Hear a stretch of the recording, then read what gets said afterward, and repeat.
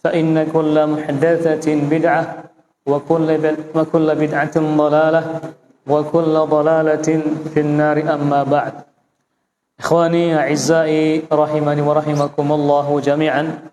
Kembali kita duduk di sini untuk mempelajari firman-firman Allah Subhanahu wa taala, mendalami tuntunan Nabi kita Muhammad sallallahu alaihi wasallam, karena dengan kedua inilah Nabi sallallahu alaihi wasallam merekomendasikan kepada kita untuk berpegang teguh dengan keduanya agar kita selamat di dunia ini dan juga kelak di akhirat kelak.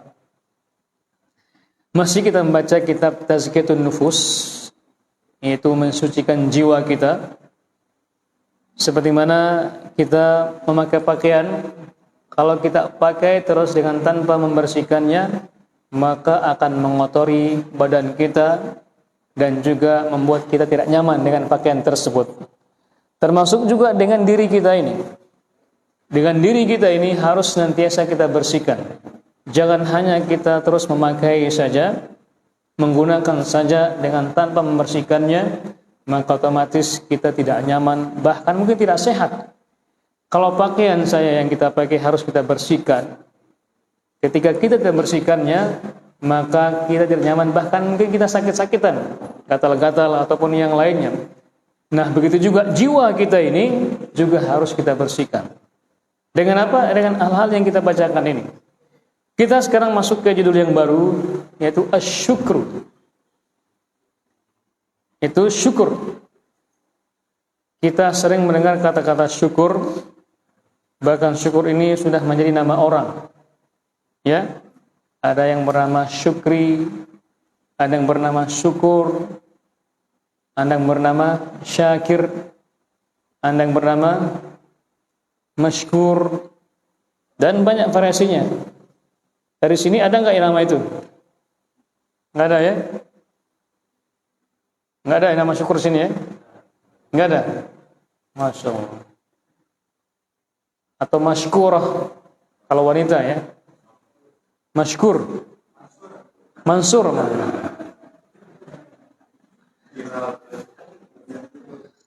Kalau ada Mansur ya, orang yang ditolong. Kalau Mansur itu belum ada, Mansurah belum ada ya. Insyaallah akan datang namanya syukur atau syukri atau syakir atau mashkur. Baik.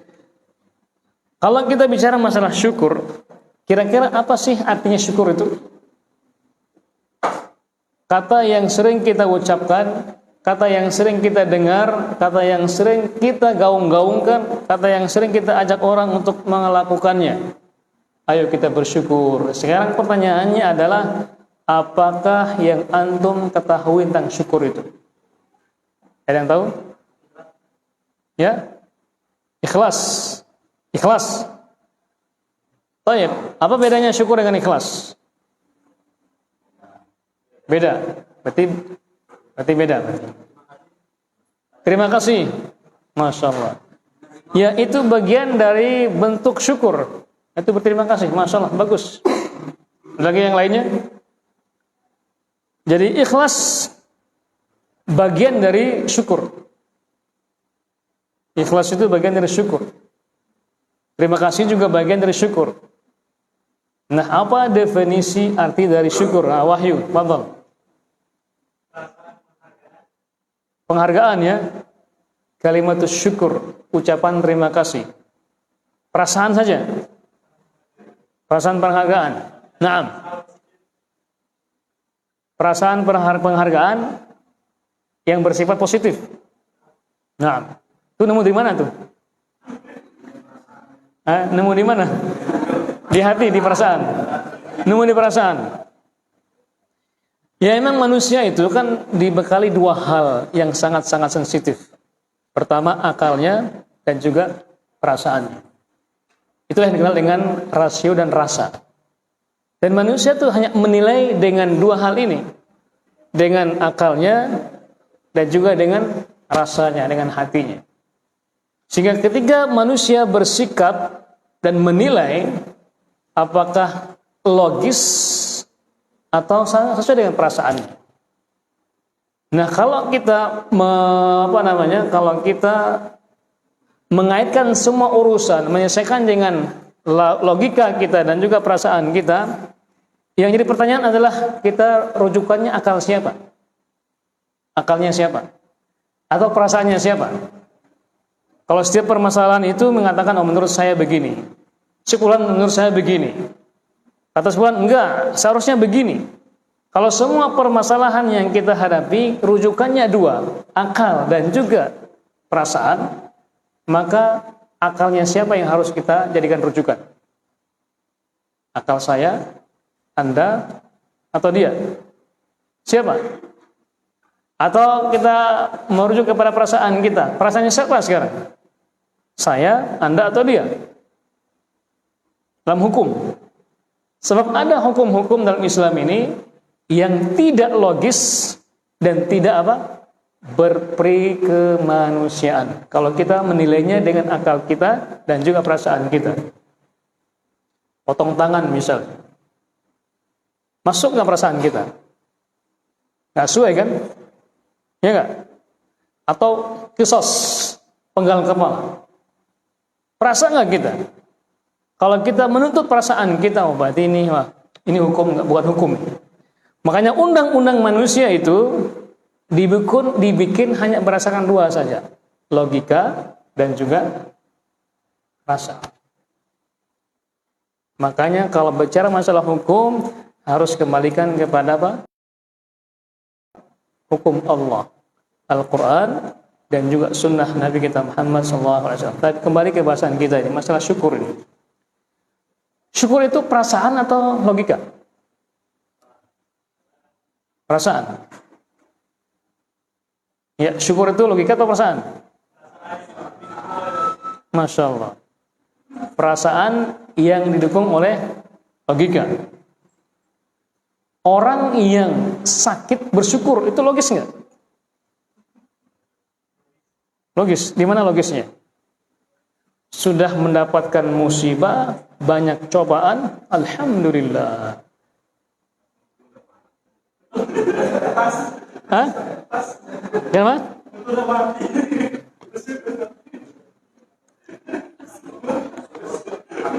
Logis nggak itu? Secara sekilas, kalau orang awam mengatakan, wah ini orang gila ini katanya. Masa orang mendapatkan musibah mengucapkan syukur alhamdulillah? Iya enggak? Makanya hukum itu tidak dengan logika dan juga tidak dengan perasaan. Sebab kalau kita ikuti dua ini, maka kita dikatakan orang yang gila. Contoh misalnya Nabi Ibrahim alaihissalam ketika mendapatkan wahyu untuk menyembelih anaknya. Dua-duanya nggak nyambung. Logika kita menangkap nggak mungkin itu perintah Allah. Perasaan kita mengatakan apa? Masa ada seorang anak tega membunuh anaknya, menyembelih anaknya? Logis nggak? Nggak logis. Masuk perasaan nggak? Nggak mungkin. Tapi karena ini wahyu Allah Subhanahu wa taala, kita harus menerimanya. Sami'na wa ta'na. Saya ngerti ya? Iya. Kemudian juga ketika Nabi Ibrahim alaihissalam dilemparkan ke api, logikanya kalau orang yang masuk ke api apa yang terjadi? Terbakar. Perasaan kita mengatakan apa? Kasihan. Berarti ini gimana gitu? Ya kan begitu. Nabi Musa alaihissalam ketika dikejar oleh Fir'aun dan bala tentaranya, berhadapan dengan laut di hadapannya, di belakangnya siapa? Fir'aun. Ada dua pilihan di situ. Kalau dia nyebrang, maka akan tenggelam. Kalau dia akan kembali, beliau akan kembali, maka apa? Siap dibunuh oleh Fir'aun dan habis sudah. Kalau kita menggunakan logika kita berpikir dan perasaan kita, apa yang terjadi? Nggak akan selamat. Nggak akan selamat. Kalau logika kita dan juga perasaan kita menilai, nggak akan selamat. Apa yang terjadi? Allah membalikkan perasaan kita dan juga akal pikiran kita. Siapa yang selamat? Nabi Musa dan para sahabatnya. Kalau kita meneliti dengan para intelektual misalnya, kalau antum merasa di situ posisinya, apa yang terjadi? Nggak selamat kan? Coba orang yang berpikir dengan logika yang jelas, perasaan yang murni misalnya, dengan kondisi seperti itu, maka orang pasti mengatakan nggak akan selamat, nggak akan selamat. Tapi Allah membuktikan dengan hal yang terbalik. Nah, syukur ini terkadang, kenapa? Mau disampaikan? Ada yang mau dikatakan?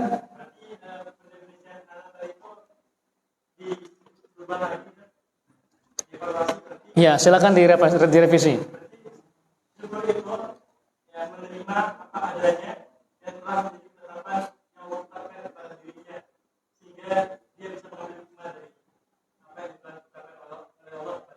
Masya Allah, ahsan tuh. Ahsan. Lu sudah nyambung berarti ya? Nyambung berarti ya? Alhamdulillah. Dengan kisah itu kita bisa mengambil hikmah. Baik, syukur itu menurut Al-Imam Al-Qayyim Al-Jauziyah dalam kitabnya beliau mengatakan juga apa? Wa tsana'u 'alal mun'im bima aulakahu min ma'rufin. Syukur itu definisinya adalah mengucapkan pujian kepada orang yang memberikan nikmat itu Allah Subhanahu wa taala. Atau mengucapkan terima kasih kepada orang yang memberikan itu. Ketika Allah memberikan kita, maka kita akan syukur dengan mengucapkan apa? Alhamdulillah. Kalau yang diberikan itu adalah manusia, kalau yang memberikan itu adalah manusia, apa kita katakan? Syakarallahu laka. Atau syukran. Antum sering mengatakan begitu kan? Ya kan? Syukran akhi. Atau jazakallahu khairan. Jadi kita harus mengucapkan dengan kata-kata memuji atau memberikan pujian kepada orang zat yang memberikan itu dan juga kepada orang yang membawanya. Kita mengucapkan alhamdulillah dan jazakallahu khairan. Semoga Allah membalasmu dengan kebaikan. Itu kalau laki-laki. Kalau perempuan jazakillahu khairan. Nah, jadi yang masih bujang harus dari sekarang melatih lisannya untuk mengucapkan kepada istrinya jazakillahu khairan. Kenapa? Karena istri itu kalau kita pikirkan luar biasa pekerjaan mereka itu dari pagi sampai kapan? Dari terbitnya matahari sampai kapan? Sampai terpejamnya mata suami. Itu tugasnya ibu-ibu. Betul nggak ibu-ibu? Nah, betul nggak? Jadi kalau bapak-bapak ini masih melek matanya, masih banyak maunya, masih banyak permintaannya. Ya mungkin minta susu kan, minum susu maksudnya. Ini bayangannya mas, jangan dibayangin.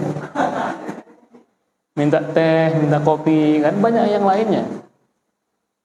Dari pagi itu dia sudah nyuci, masak, ngepel, nyetrika, ngantar anak. Itu kalau digaji berapa itu? Digaji berapa tuh kalau digaji? Ngepel juga, nyuci baju juga, nyetrika juga, apalagi ngantar anak juga, masak juga. Terkadang juga jadi perawat kan, mijit juga, masya Allah. Dokter juga, itu kalau digaji berapa itu? Ya, di atas UMR ya. Nah sekarang pertanyaannya, wahai para suami, pernah nggak mengucap terima kasih pada istrinya? Sering ya? Masya Allah. Gimana ucapannya? Nah. Terima kasih Beb ya. Ya saya yakin para suami punya cara masing-masing untuk mengucapkan terima kasih. Kalau anak pribadi itu, tapi nggak harus contoh saya kan, membisikkan di kupingnya, I love you, Masya Allah. Itu langsung semangat. Ya, itu bagi yang sudah punya istri. Bagi yang belum, dari sekarang harus latihan. Iya, dari sekarang latihan. Biar istrinya tambah semangat bekerja kan. Bayangkan di rumah saja mereka sudah Masya Allah muter. Itu kalau dihitung itu berapa kilo sehari itu? Muter-muter itu. Mungkin puluhan kilo. Makanya bisikanlah kata-kata sebagai kata syukur kita kepada dia. Syukur kepada Allah atas rezeki yang Allah berikan kepada kita, itu istri yang salehah, dan juga mengucapkan terima kasih kepada dia. Mengucapkan terima kasih kepada istri. Dan orang yang bersyukur itu apa janjinya? La in syakartum la azidannakum. Istri yang salehah adalah rezeki, tidak? Maka syukurilah itu. Kalau kita mensyukurinya, maka Allah akan tambahkan istri yang kedua, ketiga, keempat gitu. Bukan begitu Pak Kapsek? Mensyukuri yang sekarang, maksudnya Allah tambahkan rezekinya. Ya, bukan nominalnya, bukan jumlahnya, tapi keberkahannya maksudnya. Jadi syukur itu adalah wasana al-mun'i, mengucapkan pujian kepada orang yang memberikan nikmat tersebut. Bima aulakahu min ma'ruf. Kenapa? Karena apa yang dia berikan kepada kita dengan hal-hal yang baik. Itu syukur kepada Allah Subhanahu wa taala atau ucapan terima kasih kepada makhluknya. Dan syukur ini memiliki rukun. Seperti salat ada rukun-rukunnya, seperti puasa ada rukun-rukunnya, maka syukur juga ada rukun-rukunnya. Dan rukunnya itu ada 3 macam atau 3. Syukur ini harus ada 3 rukun ini. Kalau tidak ada 1, maka belum dikatakan orang yang bersyukur kepada Allah Subhanahu wa taala. Jadi orang yang bersyukur ini harus ada pada diri dia ketika dia mengucapkan syukur itu 3 hal ini. Berapa? 3 hal. Kalau kurang 1, apalagi kurang 3-tiganya, maka dia tidak dikatakan orang bersyukur. Walaupun dia mengucapkan dengan lisannya syukur. Kalau hanya di lisan saja dengan tanpa menerapkan 3 hal ini, maka dia belum dikatakan orang yang bersyukur. Yang pertama apa? Al-i'tiraf bin ni'mati batinan. Dia harus mengakuinya, meyakininya bahwasanya nikmat itu dari siapa? Dari Allah Subhanahu wa taala di dalam hati. Bukan karena kehebatannya dia, bukan karena kepintarannya dia, bukan karena apa? Bukan karena jerih payahnya dia, bukan karena dia orang yang sudah lama di situ, bukan karena banyak dia mendapat penghargaan sehingga dia mengucapkan itu semua dari saya. Kenapa? Karena banyak diantara ikhwan-ikhwan kita juga ketika dia mendirikan yayasan, dia mendirikan pondok, dia mendirikan segala macamnya sehingga dia merasa berjasa. Sehingga apa dia katakan? Oh, ini saya yang bikin. Oh, ini semuanya saya semuanya. Ingat, kalau seandainya bukan dari taufik dari Allah Subhanahu wa taala, engkau tidak bisa seperti itu. Makanya dalam Al-Qur'an, yamunnuna 'alaika tajami akmil an aslamu. Wahai Muhammad, mereka itu orang-orang yang masuk Islam itu memberikan kepadamu pernyataan bahwasanya mereka lah yang memberikan banyak kontribusi banyaknya umat Islam yang masuk pada saat itu.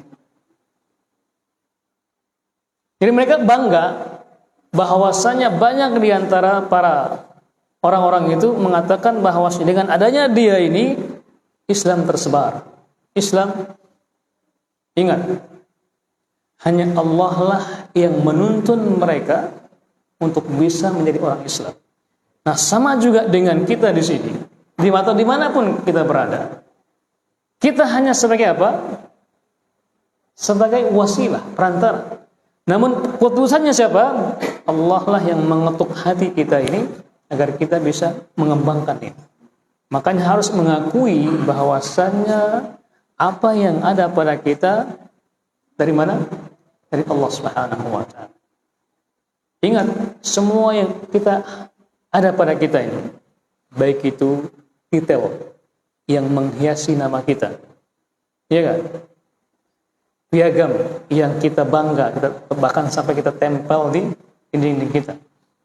Piagam, penghargaan, dan segala macamnya itu ingat, semuanya berakhir dengan hembusan napas terakhir. Kalau ketika Anda lapar, Anda bisa nggak jual piagam itu? Bisa nggak? Nggak bisa.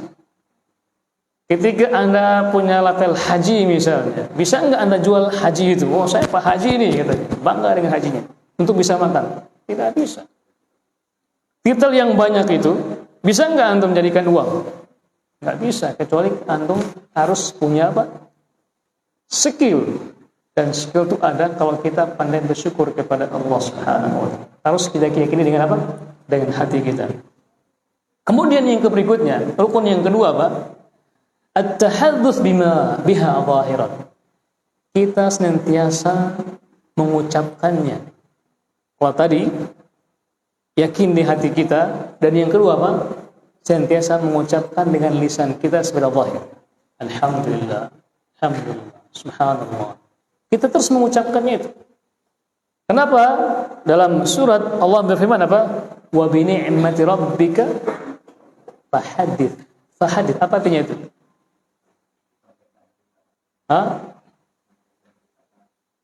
Wa bi ni'mati rabbika fahadits. Dan dengan nikmat Rabbmu maka ceritakan. Bukan kita ceritakan kehebatan kita, akan tapi kita apa? Ceritakan apa? Nikmat Allah yang ada pada kita. Alhamdulillah, dengan taufik dari Allah kita bisa begini. Alhamdulillah, dengan izin Allah kita bisa bangun mushola ini. Mushola masjid ini. Masjid ya? Ada khutbah, ada khutibnya, ada khutbahnya, ada izinnya nggak? Ada izinnya? Nah, jangan sampai ilegal nanti. Dan juga dengan izin Allah juga insya Allah kita akan bangun SDIT. Apa nama SDIT-nya? Mutiara Sunnah. Dan insya Allah kedepannya juga kita akan bangun pondok pesantren putri pertama di Alas. Bayangkan, kita harus punya mimpi. Tapi jangan kebanyakan tidur. Harus bangun meraih mimpi itu. Karena kalau banyak mimpi, nggak bangun-bangun, akhirnya kan cuma mimpi doang. Harus bangun dan mulai raih mimpi kita itu. Semua sudah ada pondok putri. Nah di sini juga harus ada pondok putri. Tapi yang sekarang itu kata survei membuktikan, sekarang perempuan tuh satu laki-laki banding berapa? Sudah sampai 9 atau 8 atau 7. Ya. Ya. Banyak kesempatan untuk bisa berkhidmah untuk umat ini. Kenapa? Sekarang kita bangun SDIT kan. 6 tahun ke depan akan ada lulusan-lulusan SDIT, betul tidak? Kemana mereka melanjutkan? Kemana? Saya yakin juga jumlah putrinya banyak atau laki-laki ya. Berapa putrinya? Berapa? Yayasannya tahu. Pak Kepsek berapa Kepsek? Ya? Ini kalau ada pengawas, wah ini berapa? Masya Allah. Yayasannya berapa ini? Iya berapa? Berapa bandingan 1:3 atau 1:2? 1:3 kan? Berarti 3 perempuannya, 1 laki-lakinya. Masya Allah. Bayangkan kalau 6 tahun ke depan mereka lulus. Antum mau berikan kemana mereka? Kemana mereka lanjutkan? Terus pikirkan. Kalau yang putra sudah ada banyak. Kita yang putra, kita bisa kerjasama nanti dengan Abu Bakar. Lulusan SDIT Darut Tauhid ya, gratis mungkin masuk Abu Bakar. Misalnya kan begitu kan? Ya, SDIT Mutiara Sunnah. Masuk tanpa tes misalnya. Masuk dengan beasiswa. Masya Allah. Setuju nggak? Nah, itu juga masuk dalam brosur itu. Lulusan ya Ada MOU-nya. Ada fee-nya juga nih. Kan begitu kan? Kita harus memikirkan itu. Ingat, kalau kita berangan-angan, dari sekarang kita harus bersyukur kepada Allah Subhanahu wa Ta'ala. Jangan kita mengatakan karena saya, karena kita semua. Dan itu semua dari apa? Dari Allah Subhanahu wa Ta'ala, bukan dari kita semata. Jadi harus kita ungkapkan itu, harus at-tahadduts bin ni'mah. Kita harus mengucapkan dengan lisan kita bahwasanya kita senantiasa bersyukur kepada Allah Subhanahu wa Ta'ala. Kemudian yang ketiga, rukun yang ketiga, wal isti'anatu biha ala ta'atillah. Kenikmatan-kenikmatan yang ada pada kita itu, kita juga harus apa? Menggunakannya dalam ketaatan kepada Allah Subhanahu wa Ta'ala. Nikmat sehat, nikmat rezeki, nikmat harta, nikmat jabatan, nikmat kedudukan dan yang sebagainya, kita harus menggunakannya untuk apa? Melaksanakan ketaatan kepada Allah Subhanahu wa Ta'ala. Kenapa? Ada banyak orang yang Allah berikan harta benda, luasan rezeki, dia mampu beli apa saja. Namun ketika menginfakkan hartanya di masjid, susah. Dia mampu beli apa saja. Namun untuk menginfakkannya ke SDIT misalnya, berat. Betul tidak? Dia mampu bikin rumah, mampu bikin apa saja, tapi untuk keumatan, ke masjid sangat susah sekali. Harus disuruh bikin proposal dahulu. Proposalnya ada salah huruf satu, coret ulang lagi, masya Allah. Akhirnya habis duitnya bikin proposal. Yang seharusnya duit ini bisa kita gunakan untuk hal-hal yang prinsip, hanya karena gara-gara proposal, hanya kita disibukkan bikin proposal. Habis dananya untuk proposal. Habis dananya untuk otak kita untuk bikin proposal. Begitu ya. Ada orang yang Masya Allah Allah berikan kekuatan fisiknya, bisa ke sawah 24 jam, bisa ke laut, tapi untuk melakukannya, melangkahkan kakinya ke masjid, dia tidak bisa. Dia tidak bisa. Kenapa? Karena dia tidak gunakan kekuatannya itu, nikmatnya itu untuk ketaatan kepada Allah Subhanahu wa Ta'ala. Ya, hal sepele misalnya, Allah berikan kita mata. Pertanyaannya adalah, mari kita hitung diri kita. Selama ini kita gunakan mata kita untuk apa? Apakah ketaatan kepada Allah atau yang lain? Hanya antum yang tahu. Allah yang maha tahu antum. Kan begitu. Bayangkan kalau mata kita sakit saja, itu beli mata tuh berapa harganya? Ya, Pak Dokter, Pak Menteri, obat matasnya berapa itu? Ya? Enggak, kalau katarak berapa operasinya biayanya? Ya, 5 juta. 5 juta. Masya Allah. Itu baru katarak, belum yang lainnya. Bagaimana kalau Allah mengambil satu mata kita? Na'udzubillah min dzalik. Makanya mumpung sekarang masih bisa melihat, mari kita gunakan untuk ketaatan kepada Allah Subhanahu wa Ta'ala. Lisan kita, bibir kita, yang ada mulut dan juga lidah kita. Kan kenikmatan yang paling besar, kita bisa menikmati makanan dan juga minuman. Nah, apakah kita gunakan selama ini untuk ketaatan kepada Allah atau tidak? Hanya kita yang tahu. Orang lain kan tahu.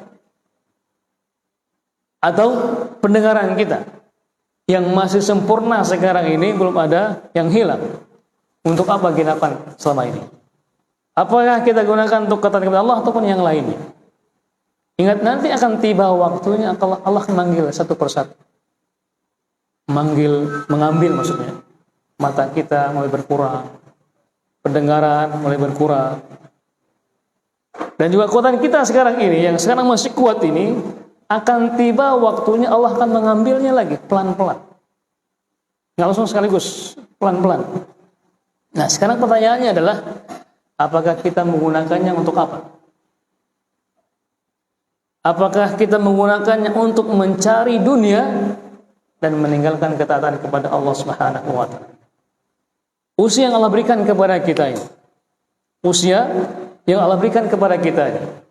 Yang kata Nabi sallallahu alaihi wasallam, usia umatku ini antara 60 sampai 70.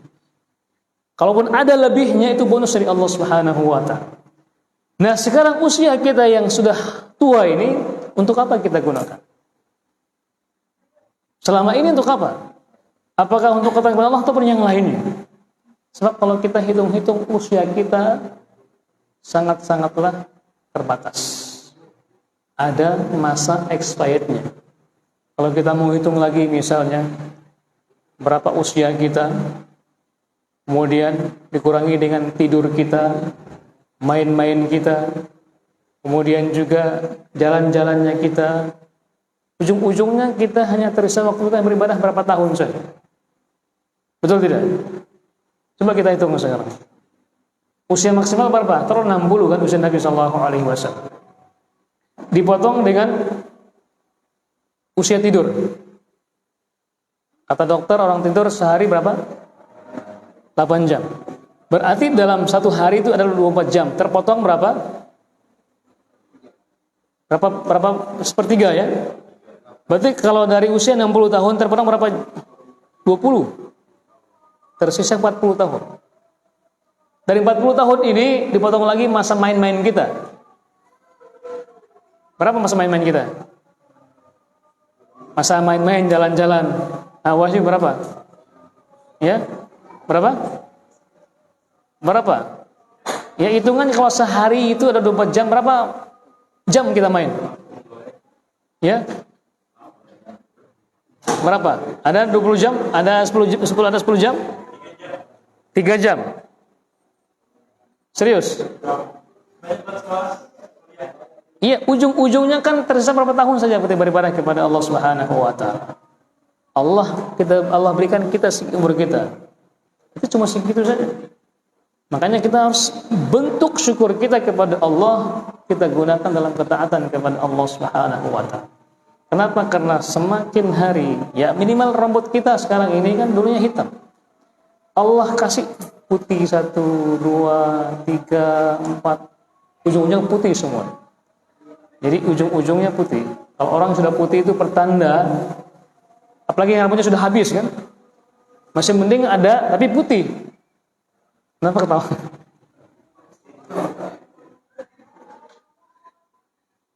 Allah sudah ambil semuanya, baru rambut kita kan, masih mending rambutnya diambil. Gimana kalau yang lain? Makanya dari sekarang kita harus berpikir jernih dan keras. Sebagai muslim yang cerdas gitu. Allah mengambil dari kita satu persatu. Makanya dari sekarang kita harus gunakan semua yang ada pada kita ini.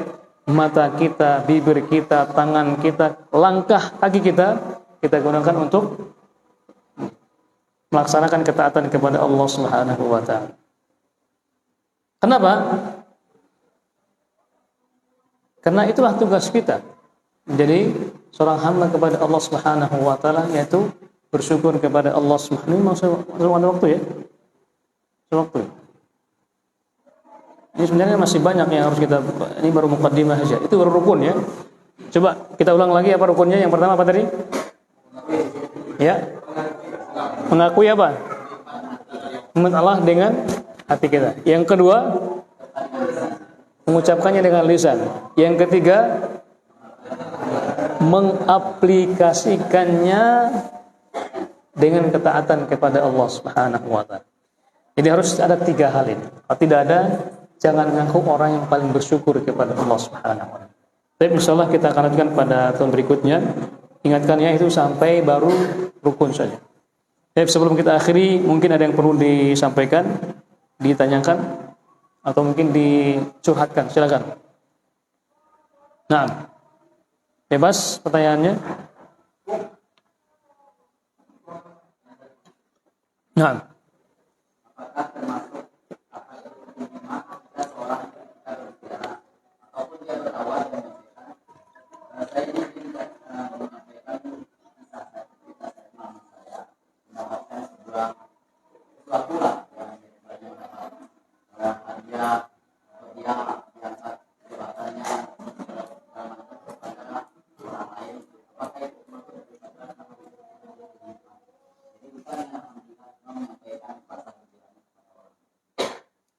Nah, di sini tergantung niatnya.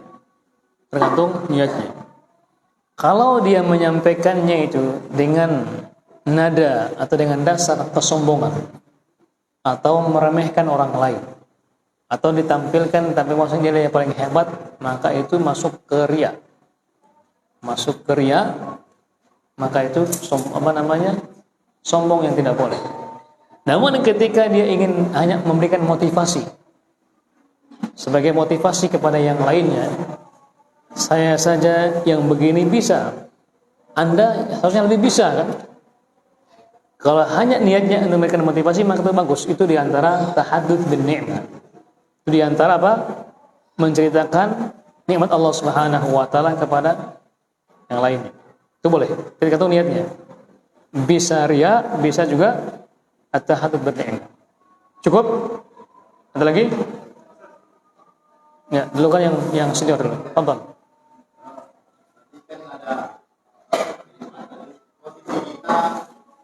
Mendengarkan khotib itu apakah hanya mendengarkan atau melihat khotib itu?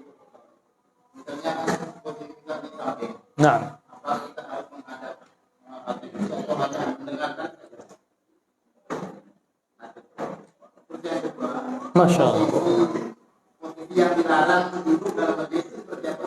Nah, saya biasanya belum ada lagi khotib yang jarang. Nah, ada dua pertanyaan tentang adab kita mendengar khutbah. Dalam kitab Zadul Ma'ad, karya Imam Ibnul Qayyim Al-Jauziyah menjelaskan tentang adab-adab orang yang mendengar khatib. Yang pertama, beliau juga menegur Nabi Sallallahu Alaihi Wasallam, seorang yang mendengar khatib itu dianjurkan untuk melihat khatibnya. Dianjurkan untuk melihat khatibnya. Yang kedua, dianjurkan juga menghadap khatib itu. Ini tidak hanya mendengar tapi juga menghadap. Agar apa? Agar setiap kata-kata yang diucapkan khatib tidak luput dari dia. Hikmah yang ketiga, agar dia tidak ngantuk. Agar dia tidak ngantuk. Makanya kalau orang yang tidak menghadap khatib itu, biasanya dia menghadap tembok, muncul khayalan-khayalan tingkat tinggi.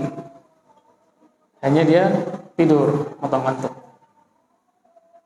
Kemudian posisi duduk, harus duduk yang bisa apa? Menutupi duburnya. Artinya harus duduknya seperti gini. Tidak boleh mengangkat kakinya. Coba angkat kakinya, bisa nggak?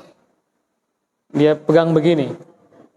Begitu juga tidak boleh. Atau dua-duanya. Coba antum dua-duanya. Itu tidak boleh. Sama juga itu juga tidak boleh. Itu duduknya, ada hadis yang khusus, itu duduknya orang-orang Yahudi. Dan Nabi itu boleh. Itu boleh. Itu boleh ya. Itu boleh itu. Ya? Boleh, boleh. Boleh. Yang penting itu nggak boleh itu.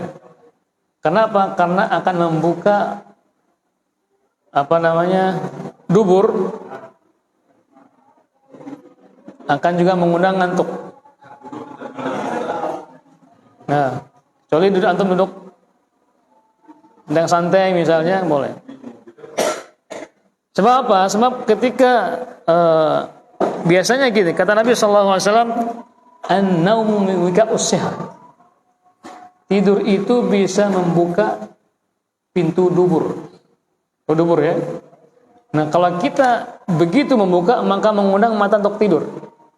Kalau kita duduk bagian begini tadi, maka akan mengundang mata untuk tidur. Dan orang yang tidur itu, ketika nyenyak, maka membatalkan wudunya. Walaupun dia tidak buang angin, dia tidak buang apapun, ketika dia tidur nyenyak, maka membatalkan wudunya, maka harus dia wudu. Lagi sampai ngorok itu, kata Nabi SAW dalam haditsnya, an-naumul mustaghriq mubtilus salat, atau mubtil wudu. Tidur yang nyenyak itu bisa membatalkan wudu. Tidur yang nyenyak bisa membatalkan wudu. Makanya hati-hati ketika mendengar khutbah, jangan sampai tidur nyenyak. Kalau ada yang tidur nyenyak, harus dibangunkan, suruh wudu kembali. Walaupun dia merasakan saya tidak apa namanya? Saya tidak tidur. Enggak, ketika dia ngorok itu berarti dia sudah tidur nyenyak. Kecuali kalau hanya masih dengar samar-samar, masih dia perasaan, maka itu belum dikatakan tidurnya. Itu ya Pak Kapsek. Baik, terakhir Wahyu. Yang kedua tadi, yang kedua tadi, yang kedua. Oh, dua-duanya ya? Oke. Baik. Apa? Nah.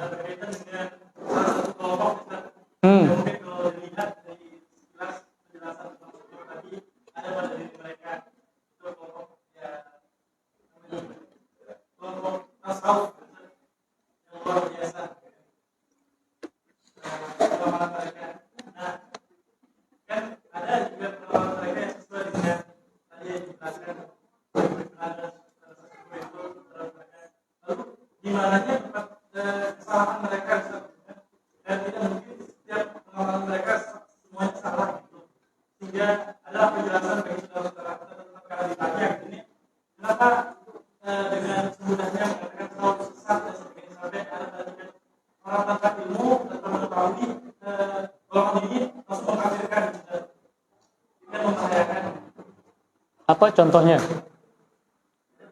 Apa contohnya?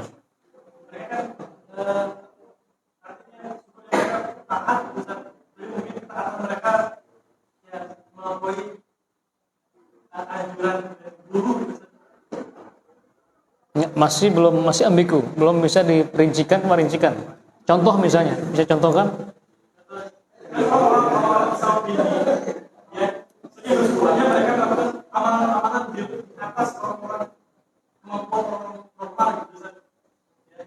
Ya. Apa contohnya? Ya. Ya, contohnya apa?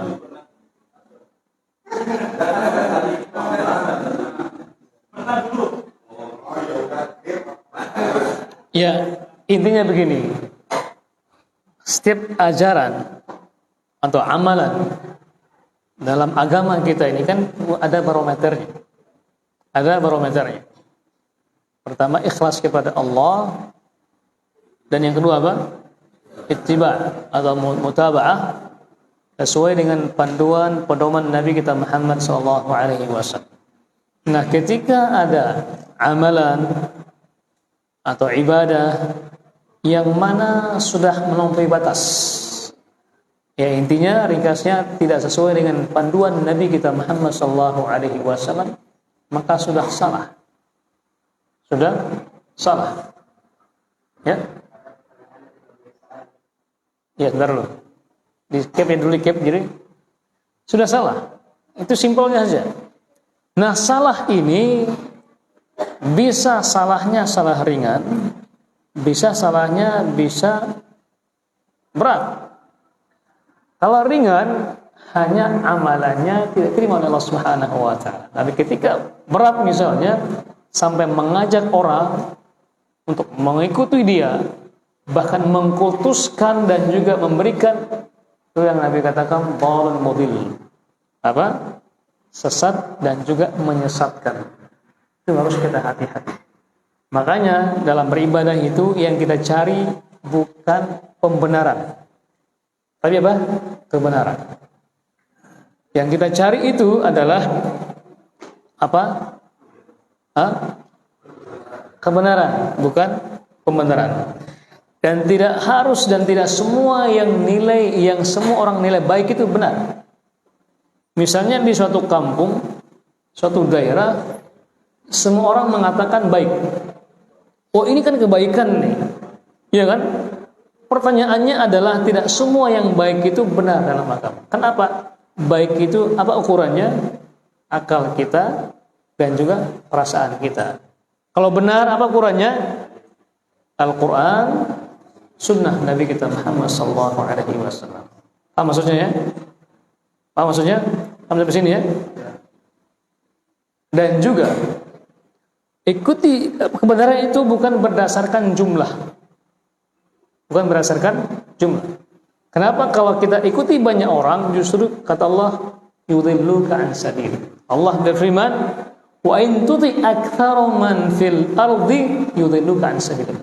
Wahai Muhammad, jikalau engkau ikuti semua atau kebanyakan orang yang ada di muka bumi ini, maka justru akan menyesatkanmu. dari jalan Allah Subhanahu wa taala. Termasuk juga masuk ini pilkada itu. Pilkada itu. Masuk pilkada itu. Coba kita bandingkan di negeri kita ini, manakah yang paling banyak orang pintar, orang bodoh? Ya? Manakah yang paling banyak orang pintar, orang pintar? Atau nggak usah di negara, di kampung kita misalnya, mana yang paling banyak orang bodoh, orang pintar? Orang bodoh kan? Sepakat kita nih? Sepakat. Kalau kita terapkan pilkada di situ, mana yang paling banyak menang? Yang paling banyak suaranya kan? Betul tidak?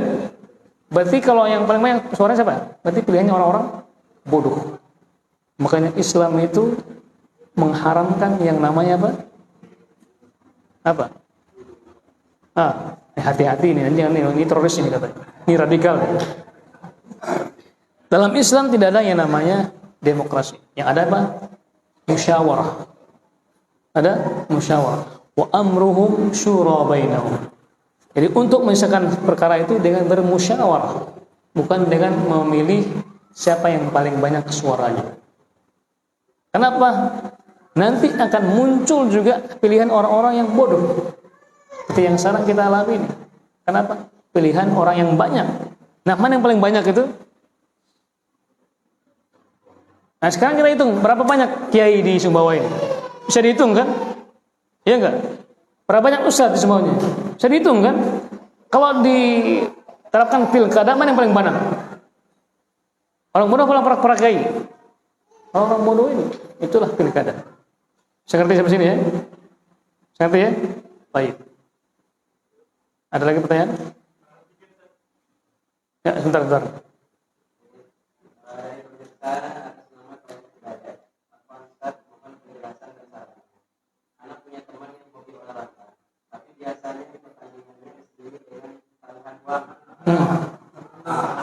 Walaupun teman saya ini tidak ikut taruhan, tetapi dia menonton di situ beserta penonton yang lain kan ikut taruhan dengan para pemain, tapi dia tahu itu taruhannya salah. Ya. Terus dia bilang di sini, apakah teman saya yang menonton dan melihat berdosa karena taruhan orang lain? Nah, jawabannya setelah adzan ya. Kita adzan dulu. Betul, adzan dulu, betul. Wahyu. Biarkan yang muda-muda nih, biarkan yang muda-muda.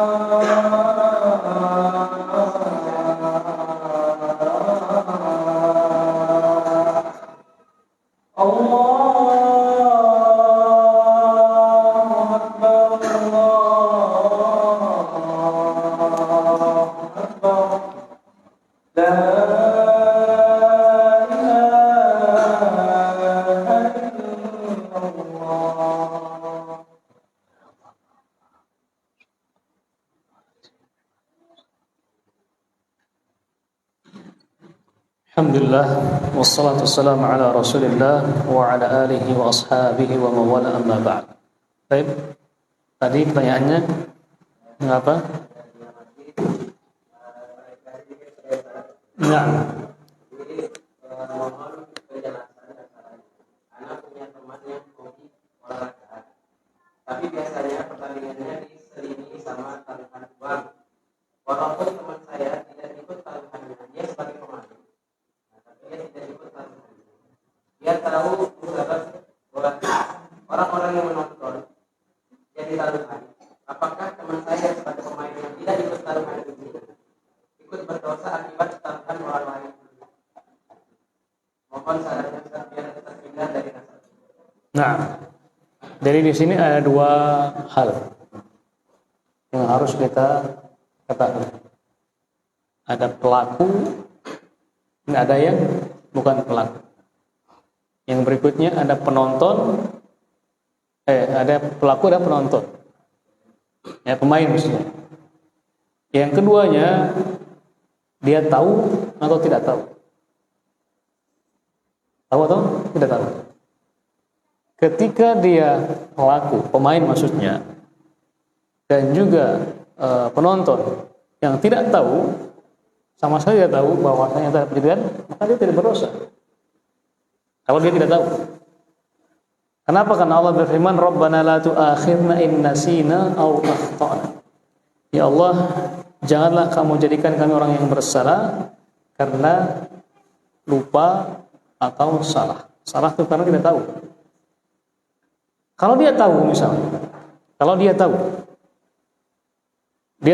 bahwasanya di situ ada perjudian, dia pemainnya, atau dia nonton di situ ada judi, maka kembali kepada hadis Nabi Sallallahu Alaihi Wasallam yang bersabda, "Man ra'a minkum munkaran falyughayyirhu biyadihi, fa in lam yastati' fa bi lisanihi, dan yastati' fi qalbihi wa dzalika ad'aful iman."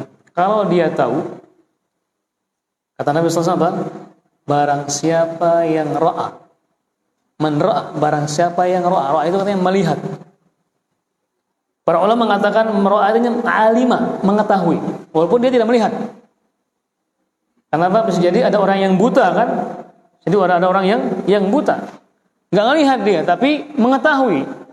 Di situ ada kemungkaran. Judi kemungkaran bukan? Ya. Judi menjanjikan kemenangan katanya. Enggak? Kata Bang Semat, Bang Haji Umar. Oh bukan. Mengetahui, jadi tidak hanya melihat tapi juga mengetahui, walaupun dia tidak melihat sebuah kemungkaran, maka hendaklah dia apa? Merubahnya. Dengan apa? Dengan tangannya. Kalau dia penguasa, kalau dia punya kekuasaan, ketua RT, RW, kemudian kadus, dia bisa bikin aturan kan? Dengan tangannya itu dia tertangan maksudnya, dia bikin perda atau perdesnya atau apapun itu digunakan kekuasaannya melarang segala bentuk perjudian. Kalau terjadi di daerahnya dia laporkan ke polisi. Itu bentuk dari mencegah kemungkaran. Fa illam yastati, kalau dia tidak mampu juga karena dia bukan pejabat, tapi lisanihi, maka dengan lisannya. Dengan lisannya. Dia bukan ustadz misalnya, enggak punya dalil, enggak punya apa, maka fa biqalbihi, maka dengan hatinya. Apa dengan hatinya itu? Dengan meninggalkan itu. Membenci dan meninggalkan. Kalau dia mengetahuinya, bukan malah menjadi pemainnya atau penontonnya. Kenapa? Kalau jadi pemainnya atau penontonnya, itu malah at-ta'awun 'alal itsmi wal 'udwan. Allah berfirman, wa ta'awanu 'alal birri wat taqwa wa la ta'awanu 'alal itsmi wal 'udwan. Anda harus ta'awun dalam al-birri wat taqwa. Al-birr itu al-birr, kebaikan. At-taqwa, ketakwaan. Apa bedanya al-birr wa taqwa ini? Apa hikmahnya Allah menggandengkan dua kata padahal sama sebenarnya?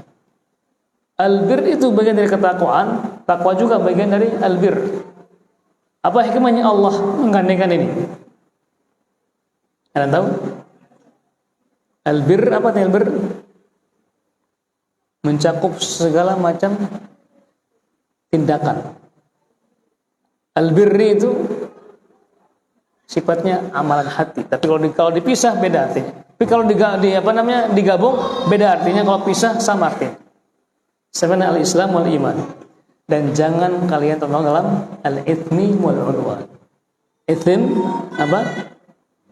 Dosa, udwan, permusuhan. Judi itu diantara apa? Induk permusuhan. Induknya permusuhan. Ketika ada yang menang, ada yang sakit hatinya. Ya tidak? Ketika ada yang menang, dicurangi, muncul kebencian. Muncullah cekcok. Terkadang juga muncul apa? Kelahi antar desa, antar kelompok dan sebagainya. Maka itu jawabannya Allahu Ta'ala. Terakhir, udah ada ya?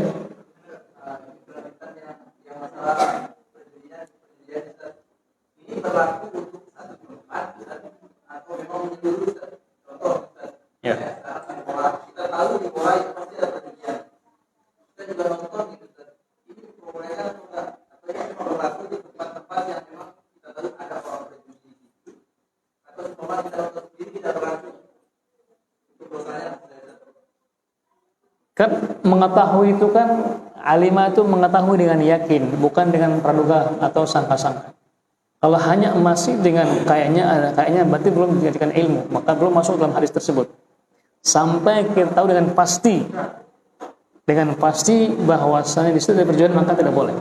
Kalau hanya masih ragu-ragu, samar-samar, maka tidak masuk. Tidak masuk. Kan maksudnya ya, harus mengetahui dengan detail, pasti gitu loh. Jadi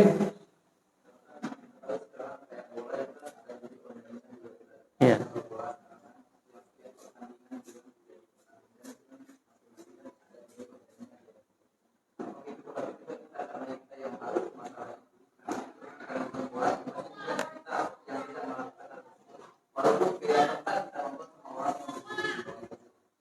Nah makanya di sini kan berarti ada dua berarti. Ada yang sifatnya online, kayak nonton bola misalnya kan, nonton bola, Piala Dunia misalnya atau Piala Eropa, ya kan? Sifatnya online di rumah kita kan. Kita tahu di sana ada yang judi. Ingat, di dunia ini nggak ada yang tidak judi, semuanya judi. Semuanya judi. Nah kalau yang sifatnya online, kita hanya nonton televisi, maka itu tidak masuk dalam hadis tersebut.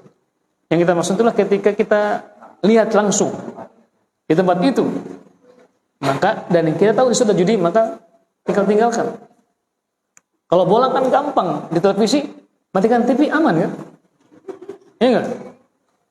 Matikan TV channel kan aman, betul tidak? Baik, terakhir, Wahyu betul. Betul. Iya, silakan. Ini sampai jam 10 ya. Bagaimana mengikuti kita sebagai orang yang mengetahui kebenaran, memberitahukan kepada orang-orang cara bisa diterima atau bisa kan dari antara konkretnya kita dapat kebanyakan mendapatkan teman-teman kita salah kan, ada yang nggak sabar langsung menjustifikasi sesat dan sebagainya sehingga mereka itu menjauh gitu. Sebenarnya ada hanya kita untuk bersihati, malah mereka menjauh karena tidak bisa menahan lidah kita sehingga pada waktu mereka menjauh tidak meremehkan lagi sehingga semakin jauh mereka. Nah yang menjadi pertanyaan bagaimana metode terbaik kita Ya, dalam hal ini kalau kita berjumpa dengan orang-orang yang menyimpang, gimana sikap kita? Yang pertama adalah kita harus bekali diri kita dengan ilmu dahulu. Sebelum kita membantah orang lain, sebelum kita mengajak orang lain berdiskusi, sebelum kita ajak orang lain, kita harus apa? Bekali diri. Makanya kata para ulama itu berilmu dahulu. Ilmu dahulu, jangan dulu dibantah. Kenapa? Kalau kita bantah, syubhat masuk ke kita, apa terjadi? Kita akhirnya cenderung apa? Semangat dalam mendebat tapi tidak ada semangat dalam menimba ilmu. Itu terjadi. Kenapa? Karena debat itu bisa menimbulkan sakit hati. Di saat ada kekalahan dalam diri kita, wah, jangan-jangan akhirnya apa? Ujung-ujungnya kita cari bagaimana cara membantah argumennya. Bukan bagaimana cara kita mencari ilmu yang benar. Nah, carilah ilmu benar yang dahulu, mana yang benar, nanti cari yang salah. Ya, itulah ilmu yang syar'i, maka nanti akan ketemu jawabannya. Perlahan demi perlahan, kita akan bisa mendapatkan jawaban. Kalau sekarang yang kita tidak punya pijakan sama sekali, sudah langsung loncat, maka terjadi jatuh kan? Ya kan begitu? Antum ingin loncat tapi nggak punya pijakan, apa terjadi? Jatuh ke jurang pemisah antara kita berdua, masya Allah. Ya enggak? Makanya kita kuatkan pondasi dahulu, cari pijakan-pijakan sehingga kita bisa ke sana. Ini fakta ini. Dahulu ada mahasiswa Islam Madinah dari India, dari India. Untuk India itu, masya Allah, jangankan agama yang ribuan jumlah, Islam pun banyak aliran-alirannya. Islam pun banyak aliran di sana, bahkan ribuan juga. Karena banyaknya aliran, maka otomatis banyak juga apa? Cara ibadahnya masing-masing. Jangankan Islam, Hindu pun juga demikian.